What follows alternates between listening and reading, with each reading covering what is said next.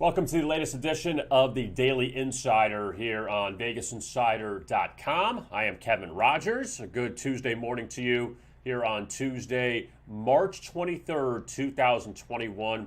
And the Sweet 16 is now set in the NCAA Tournament.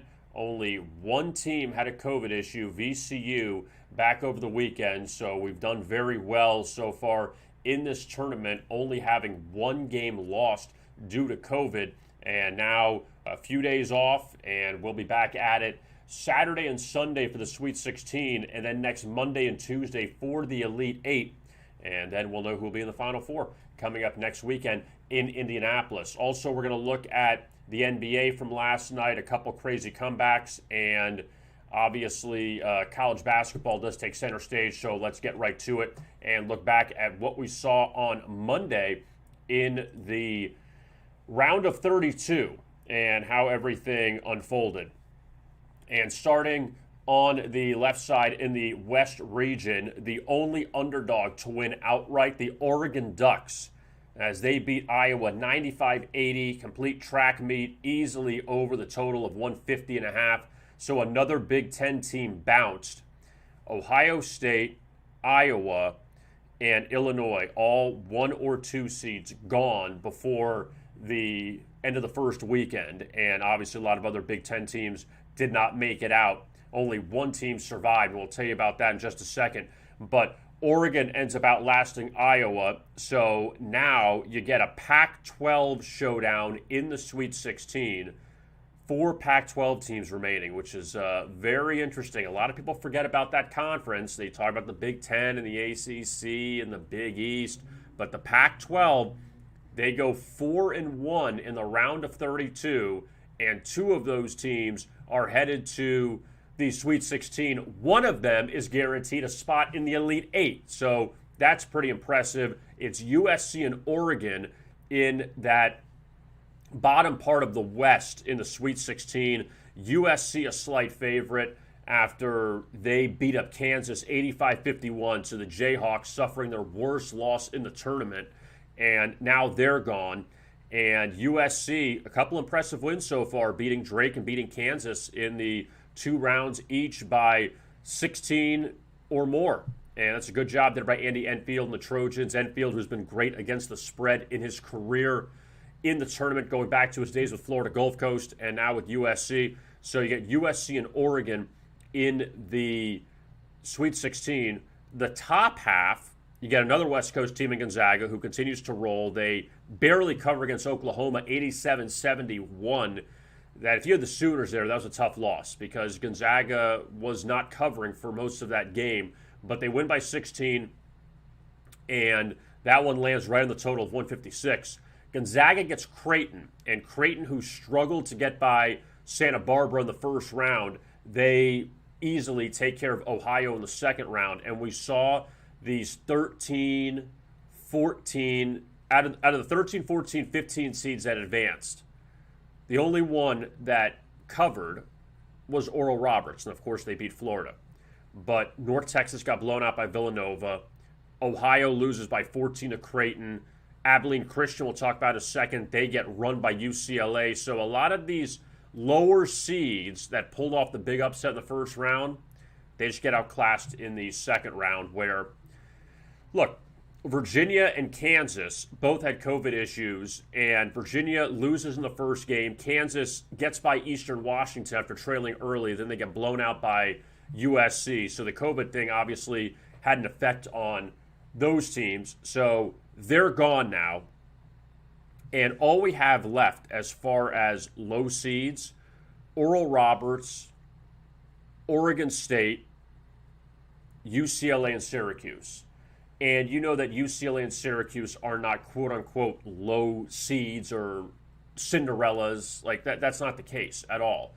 And even a team like Oregon State, I think we've all kind of come around to see that they're better than we thought. Like Oral Roberts, I don't think is better than we thought. They just pulled off 2 upsets. They're good, but let's not crown Oral Roberts the champion after winning 2 games. Let's see what they do against Arkansas coming up in the Sweet 16. Like Oregon State ran the table in the Pac-12 tournament. They ran the table, and still UCLA is alive, who they beat. Oregon's alive, who they beat. Colorado got knocked out last night. Oregon State beat them in the championship, and USC is still alive. So Oregon State, obviously, not a Cinderella necessarily. I don't think they are. They're better than that. Oral Roberts is a Cinderella for what they did. I mean, Abilene Christian won one game against Texas, and Texas, who was up and down all season, it was a nice upset, but then Abilene Christian lost by 20 to an 11 seed. But I don't want to take away from UCLA. UCLA beat Michigan State and BYU the first two rounds, then they're favored in the second round. So obviously there's a class difference between UCLA and Abilene Christian. So UCLA is an 11 seed, and they play Alabama coming up in the Sweet 16, and Alabama runs Maryland 96-77. Alabama laying 6.5 after they struggled with Iona in the first round. They dropped 96 on Maryland, so another Big Ten team out. Florida State ends up pulling away from Colorado. Kind of an ugly game, ugly score, 71-53. But the Seminoles, after they struggled with UNC Greensboro, couldn't really put them away, but they won by 10. So the Seminoles have allowed 54 to UNC Greensboro and 53 to Colorado. Who would have thought that they would have allowed more to UNC Greensboro than to Colorado? But Florida State advances. They take on Michigan. This is a replay of a few years ago in the Elite Eight, and Michigan knocked out Florida State in the Elite Eight out Staples Center in LA. Michigan, give them credit, because A, they're the only Big Ten team left. But B, they were down for most of that first half against LSU. Took the lead at halftime by 1. And then LSU was up 4 or 5 in that one. If you had Michigan laying 4.5, you didn't feel too good. But Michigan ended up pulling away in that one and won by 8. I mean, LSU is a good team. I don't want to take anything away from the Tigers. But after Oregon won the first game yesterday against Iowa, the favorites 7-0 straight up and against the spread. So after the underdogs really ruled in the first few days, I mean, look at this in the Midwest, all right? The round of 32. Loyola Chicago won outright. Oregon State won outright. Syracuse won outright. Houston won by 3. Rutgers covered. So underdogs go 4-0 against the spread in the round of 32. In the round of 32 on Sunday in the South, Baylor beat Wisconsin convincingly. Villanova beat North Texas convincingly.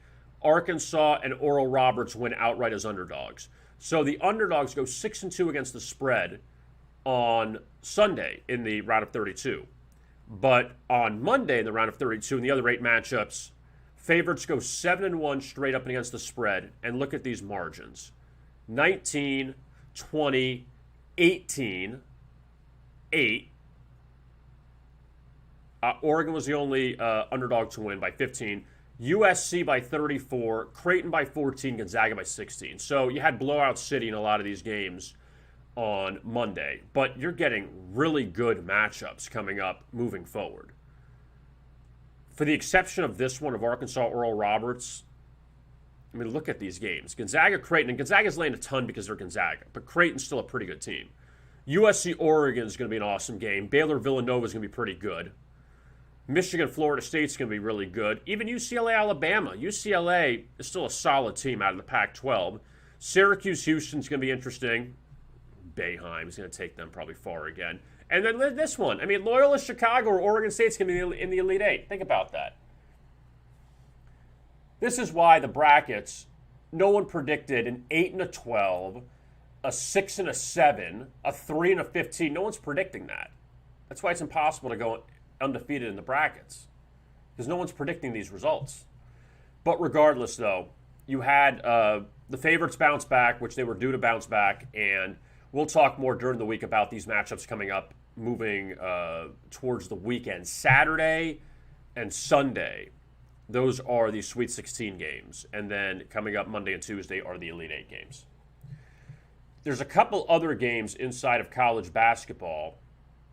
The CBI, Coastal Carolina and Stetson, Pepperdine and Bellarmine.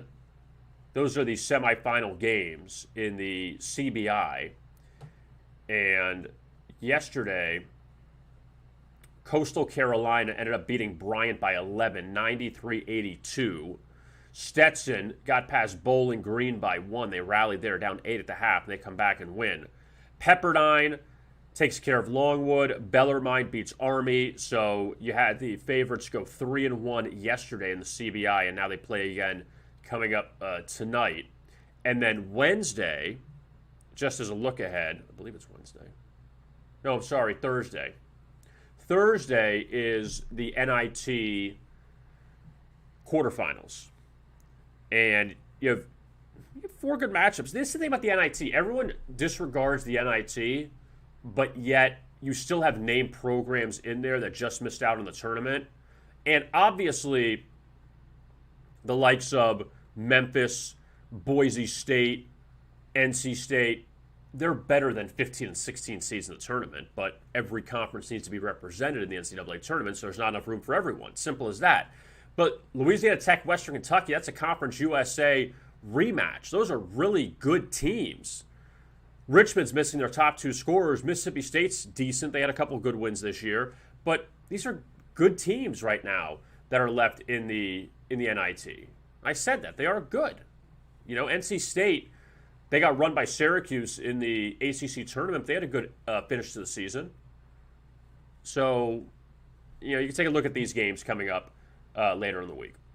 NBA, let's look back at last night in the NBA, and you had a whole bunch of games. Sacramento beats Cleveland 119-105. Barely goes over 223.5. Look at that first quarter, 71, but the third quarter, 44. That's always the killer. And that's what happened in that Sacramento-Washington game last week on that 247 total. They barely finished under. Well, they would have needed overtime. De'Aaron Fox hit that shot in Bradley Beal's face to win it. But it was on the pace, and then you had a bad 8 minutes. That's all it takes. You have a 48-minute game. You have a bad 8 minutes. 40 minutes, you're on pace. 8 minutes, you're not. Messes the whole thing up. But Sacramento wins at Cleveland.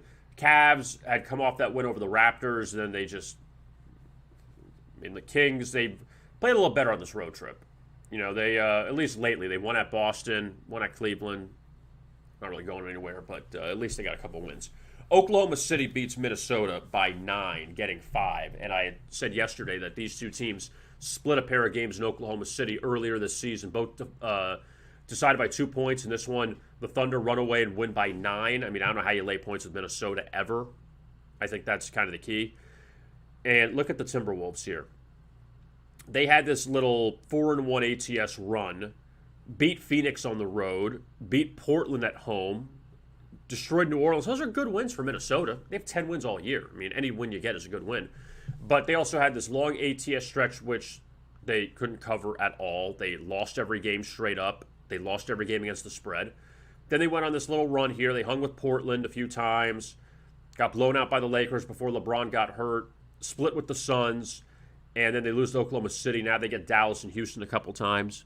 But the Thunder, they keep playing, they're competitive. I'll give Oklahoma City that. They have been competitive. And go through this run here since February 8th, all right? Last time they played Minnesota was the 6th. Won by 2 when they pushed. Let's take a look at what Oklahoma City has done since the 8th. 4-0, 4-3, 5-3, 5-4, 7-4, 7-6, 8-6, 9-6, 9-7, 10-7, 10-9, 12-9. Okay, 12-9 against the spread. It's very up and down at times. You see a couple wins in a row, a couple losses in a row against the spread. But they're competitive, and that's all you can really ask out of this team. They've won a couple games outright as an underdog. I mean, beat Houston. Houston had lost 20 straight before last night. But they won at San Antonio. They beat Atlanta at home. They beat Milwaukee at home. So, I mean, they've had some bright spots. You got to give them that. This was a really good play last night. Actually, I was on this one, and I've had some struggles in the NBA, and I admit that. But I did like Charlotte last night at San Antonio. Charlotte getting 5.5. LaMelo Ball was out. And the Hornets had lost to Denver, they had lost to the Clippers, and they had lost to the Lakers to start this road trip. They go to San Antonio. LaMelo Ball's out for the season with a fractured wrist. Charlotte had lost earlier in the season at home to San Antonio, and Gordon Hayward didn't play. Hayward played last night. Charlotte got out to that 10-point lead. San Antonio took the lead in the fourth quarter, went kind of back and forth, and the Hornets ended up winning. And the Spurs won a 4-1 ATS run. It just seemed like that was the spot everyone was down on the Hornets, but they end up winning that game in spite of having kind of a rough second half offensively, or even a rough last three quarters offensively, after starting off with 31 points in the first quarter. Boston comes back to force overtime against Memphis, but they lose by 6, and the Grizzlies get the 4.5-point favorite front door cover, winning by 6. That one's always a rough one. That's not even the roughest loss of the night. That's not even close. But the Celtics up at the half, Grizzlies play well in the third, Celtics tied in the fourth, and then Grizzlies win it in overtime. And Memphis, again, very up and down team. Boston, they've had a lot of struggles on the road this season, a lot of them. And that's a tough pill to swallow if you're the Celtics. Giannis Antetokounmpo didn't play for the Bucks last night. Can you tell the difference? They scored 140 without Giannis. They dropped 48 in the first on Indiana. And just when you think the Pacers have turned the corner, they beat the Heat twice in Miami. They go to Milwaukee. The Bucks are without their MVP, and it doesn't matter. You're down 22 after the first quarter. You're down 23 at the half. Let them drop 140 on you. So that game goes over the total, and the Bucks continue to roll. The Bucks are playing well. I think the Bucks are kind of under the radar because the Nets have been playing so well. You've forgotten about the Bucks, and Milwaukee has looked very good over the last few weeks. Congratulations goes out to the Houston Rockets. They had lost 20 straight games. They faced a team on an 8-game losing streak, the Toronto Raptors, who just seriously can pull the plug on the season anytime. But the Rockets, they come back, and win after they had lost 2 straight as a favorite against Detroit and Oklahoma City. And they beat Toronto convincingly, 117-99. The Raptors scored 13 in the fourth quarter. Raptors were 1-7 with no rest this season, going into last night's game. They had lost at Detroit, at Cleveland, at 6.5, 7-point favorites. Now they're laying 8.5 at Houston. I didn't understand the line. I was in the Raptors last night. Houston was 2-18 against the spread during their 20-game losing streak, so they weren't even competitive. And one of the 2 games they covered, they were getting 19 against Utah because everyone was out. John Wall was out, Oladipo was out, Eric Gordon was out. But Toronto, look, it's not going to be easy to displace from your home city, but Toronto being down in Tampa, not playing at home, it's been a complete disaster this year. So I guess we can kind of chalk it up to give the Raptors a pass. They had COVID issues around the All-Star break, but that's an embarrassing loss there for the Raptors, where you thought, okay, you get Houston now, losers of 20 in a row, and they just run you. That's a bad job by Toronto. Utah wins at Chicago, 120-95. We talked about it yesterday at the Jazz. They've had problems against the spread recently, so they jumped out to a nice start there and pick up the win over the Bulls. Chicago has been just a terrible home dog this year. Chicago's been a great road dog and a terrible home dog. Very tough to explain. And now the worst loss of the night. I didn't have this, thankfully. The Hawks had won 8 straight. They went into LA. They beat the Lakers on Saturday. They played the Clippers last night, so they stay at Staples Center. They're up 15 at the half, as you see. They were up 88-68 with, I think it was 4 minutes and change left in the third quarter. Up 22 in the third, getting 6.5. Got this in the bag, shut it off, go to bed. The Clippers outscored by 31 the rest of the way. See, 37-20 in the fourth. They win by 9. That hurts. If you had the Hawks, sorry about that. If you had the Clippers, you're extremely lucky. 6.5 you're getting. You're up 22 in the third. Coast to bed. Instead, that wasn't the case. And the Clippers end up winning, so Atlanta's 8-game winning streak down the tubes. Now looking at tonight's action in the NBA. The Nuggets and the Magic. I might as well just look at the screen there so you can feel like the Bradys. Nuggets and the Magic. Denver laying 7.5 against Orlando. And the Magic coming off, they were off a really good home win against the Nets and they got blown out by the Celtics. But let's look at Denver first. And the Nuggets off a home loss to New Orleans. They played well in the last 3 games of this homestand after losing to Dallas out of the gate. They pull away from Indiana. They blow out Charlotte. They come back to beat Chicago in overtime, and then they lose to New Orleans. They were up early in that game and then just didn't play well. Now you have this road trip if you're the Nuggets. You go from Orlando to Tampa to New Orleans. The Nuggets, you got to win all 3 of these games. You got to beat Atlanta. You got to beat Philly without Embiid. Then you go to the Clippers. Then you get Orlando, Detroit, San Antonio, Boston. You're Denver. This is the time to clean up. And not to say they're going to catch Utah, because I think Utah's built too much of a lead. At least let me just double check on Utah. I just want to see how far back the Nuggets are. 6 back.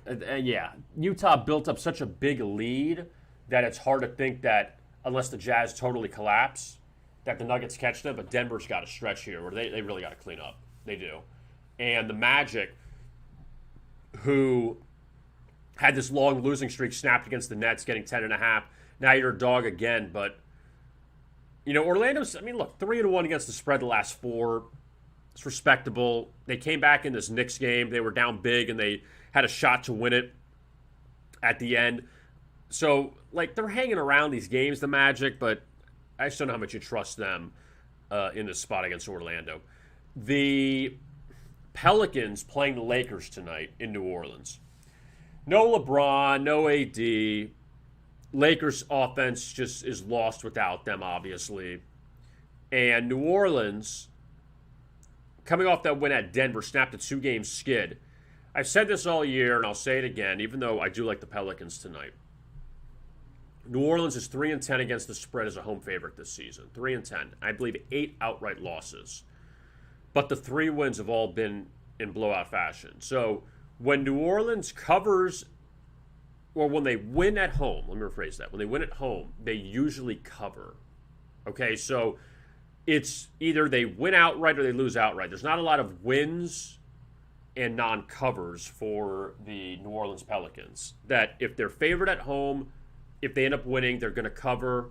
If they end up, they lose, obviously. But when you look back at what they've done, laying 4.5, won by 3, and the Pistons game, laying 11.5, won by 10. Those are the only 2 non-covers for the Pelicans in wins as a home favorite this year. In the 3 wins they have, won by 34 against Cleveland. They won by 29 against Houston and by 18 against Washington. So basically, here's the way you got to look at it. If you like the Lakers, just money line them tonight. Yeah. There's no reason to think that, and don't money line New Orleans. Don't do that. Lay the 6 with New Orleans or money line the Lakers. Don't take the points with the Lakers, because New Orleans has proven it is feast or famine. That they're winning convincingly or there's losing outright. That to take the points with the Lakers, I don't think is the smart move. Just money line them if you like them tonight. And obviously, you see the record disparity. Lakers have some decent players, right? They have Dennis Schroeder. They have Montrezl Harrell. They have Kentavious Caldwell-Pope. There's some guys on there, but the problem is they need LeBron to be the distributor. They need LeBron to be the guide. These guys can't carry it themselves. When you look at the 2 best players on the court tonight, it's Zion Williamson and Brandon Ingram. It's not anybody in the Lakers. And that's the issue. That New Orleans still has the 2 best players on the court without LeBron there. Washington at New York. Let's start with the Knicks. The Knicks coming off another tough loss to the Sixers. The Knicks have been kicked in the gut a few times here over the last week. Tough loss to Brooklyn on that disputed Julius Randle travel at the end when Kyrie hit the ball out of his hands, and I still think Julius Randle should have let the ball hit the ground and then pick it up instead of confuse the referee, I think, a little bit. But they lose to Brooklyn. They lose by 3 to Philly. They squeeze past Orlando. They lose by 1 to Philly in overtime. So a couple tough losses for the Knicks in this stretch, even though they're covering a lot. 4-1 against the spread. Now you get Washington for 2 at home. They beat Washington by 18 back on February 12th. 109-91. You see right up here after they lost to the Heat by 2. So that's good, is that they bounced back after, just like the Sixers loss. They bounced back, won by 18. Washington, though, we know they have not been good after they came back to life before the All-Star break. Or it was like, a few games before the All-Star break, they really came back to life. They had that big run there where they won at Portland. They beat the Lakers on the road. They won at Denver. They beat Denver at home. They beat Boston at home. But then they just went on a total tailspin. They beat the Clippers at home, in fact, too, before the break. But then they went on this now 1-6 stretch, beating Utah at home. That's a good win. After they lost to Sacramento the night before, getting 10.5, and they beat Utah. They hung with the Nets. Again, look at those covers. Look at these last 3 covers for Washington. Getting 9 against Brooklyn, 10.5 against Utah, 13 against Milwaukee, 8.5 against the Clippers, 6.5 against Boston, 8 against Denver. But then in these short numbers, getting 3 against the Sixers, blown out. 3.5 against the Grizzlies, blown out. So I'm not selling you on the Knicks. I just don't know how much I want to sell you on the Wizards. That's the problem I have. And New York coming off a very tough loss, but New York's been competitive against really good teams of late. Phoenix at Miami, and the Suns 28-13. Again, 28-0 this season. ATS in their wins. When they win, they cover. Simple as that. Best team to cover in the NBA in their wins, no doubt. And obviously Phoenix 0-13 against the spread when they lose. So now they're laying 1.5. Obviously, if you like Phoenix, just lay the points because they've proven they can cover. They're not going to win by 1, chances are, tonight. But the Suns off, look, last 3 games, laying 11, 10.5. That's without LeBron. And on the road recently, hey, 1, 2, 3, 4, 5, 6. Since losing to New Orleans, even you go back here, 7. They're 9-1 their last 10 on the road, Phoenix. It's pretty impressive. 9-1. And they're scoring a lot of points. Won by 18, won by 31, won by 9. They came back against Chicago here, kind of fortunate cover. Won by 19, won by 10, won by 6. Take care of business, Phoenix. It's very hard to fade them at this point because they're looking good. But the Heat, though, they have not looked good recently. 3 straight losses. I said after the All-Star break, you got to win these 4. Orlando twice, Chicago, Cleveland. They did that. Memphis, tough loss, and then a struggling Indiana team they lost to twice. Now you're going to get tested. Now this is where we're going to see what the Heat are made of, because they went on this big run here of all these wins to get back into first place in the Southeast. But you get Phoenix tonight. You get Portland, very good team. At Charlotte, never easy.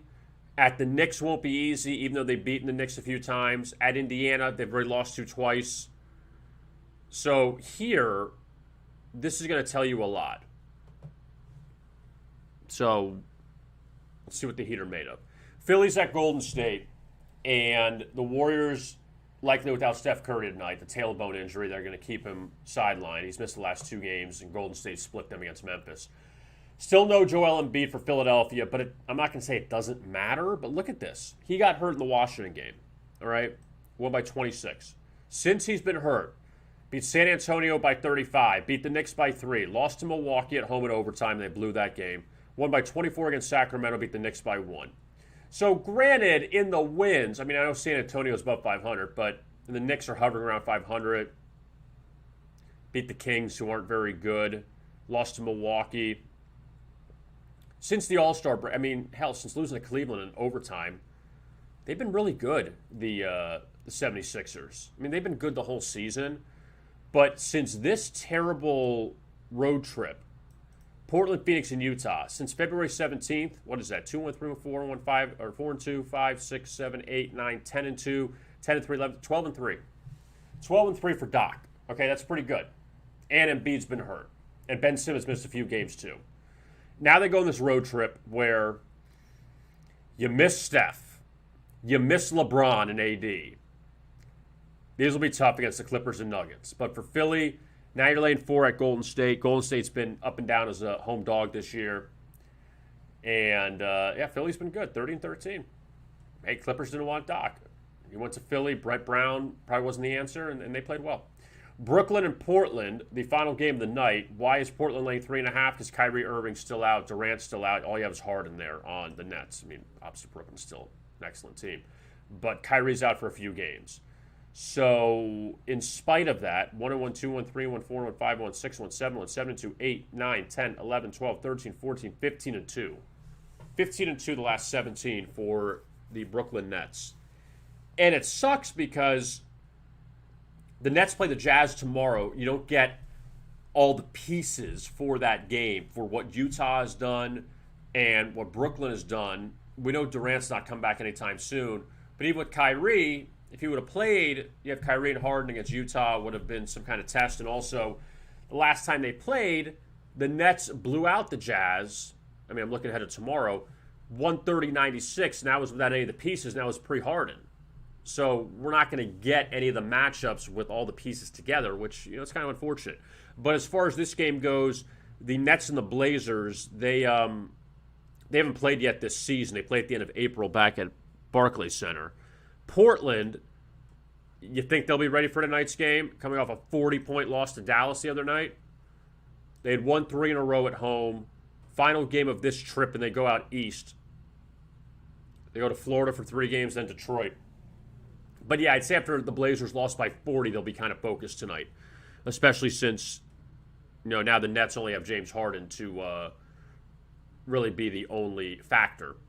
I want to go back to something in college basketball. I skipped it because I just forgot, I'll be honest with you.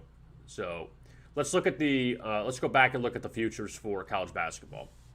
And I mentioned that, at least yesterday, I liked Houston at 9-1 to maybe win it all. Houston has got to beat Syracuse, and then either Loyola Chicago or Oregon State. So you don't get any heavy hitters. I'm not saying it's easy for Houston, but you don't have to go through Gonzaga or Baylor. And Houston has to beat either Gonzaga or Baylor in the championship if one of those two teams got that far. So you don't have to beat both of them, which is a good thing if you're Houston. And then they have Alabama, Michigan, Florida State, UCLA on the other side in the Final Four potentially.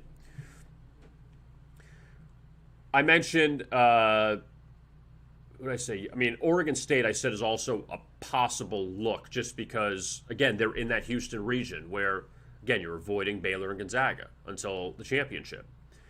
They're worth a look. Villanova could be kind of tough because you got to beat Baylor first, but then you get either Arkansas or Oral Roberts next. But again, that top half, somebody's going to have to beat, if it goes that way, Gonzaga and Baylor. If these two teams get as far, if you are USC,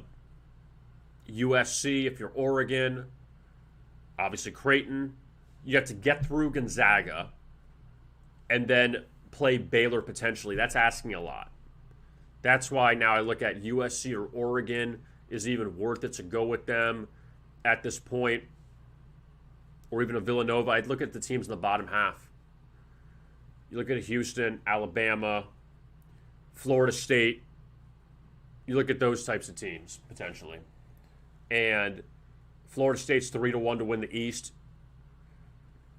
You got to beat Michigan first. But,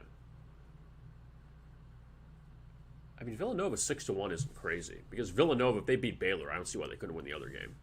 I mean, it's asking a lot to beat Baylor, but still. And then this one, Oregon State 7-1 to win 2 games. Loyola Chicago is obviously very tough.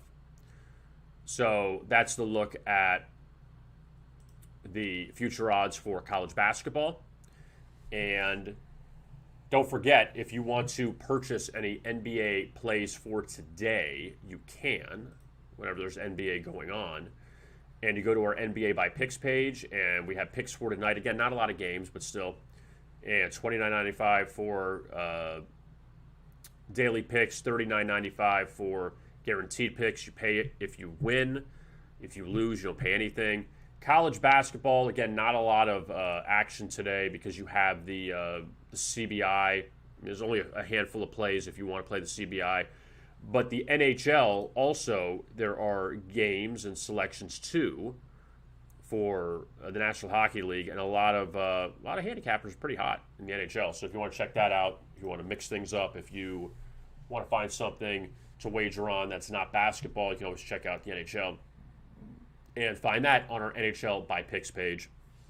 And on our homepage, looking at some of the big matchups tonight, Suns and Heat, Warriors, and the 76ers. Also a preview in the NHL from Matt Blunt on the Stanley Cup rematch between the Stars and the Lightning in Dallas. And again, very weird. It's a Stanley Cup rematch, even though they're in the same division this year.